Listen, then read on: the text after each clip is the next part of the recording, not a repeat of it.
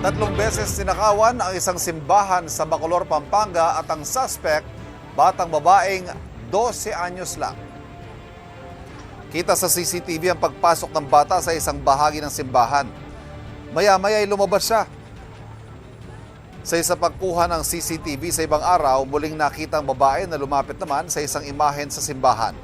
Ang mga insidenteng yan nangyari noong December 12, December 31 at nitong January 4.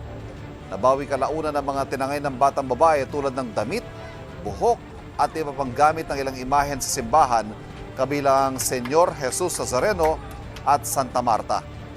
Base sa kwento ng bata sa pulisya, ginawa niya ito dahil sa anyay mga bumubulong sa kanya habang nagsisimba.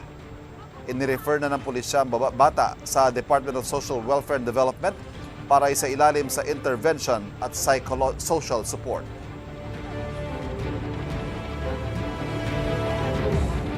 Kapuso, huwag magpapahuli sa latest news and updates. Mag-iuna ka sa balita at mag-subscribe sa YouTube channel ng GMA Integrated News.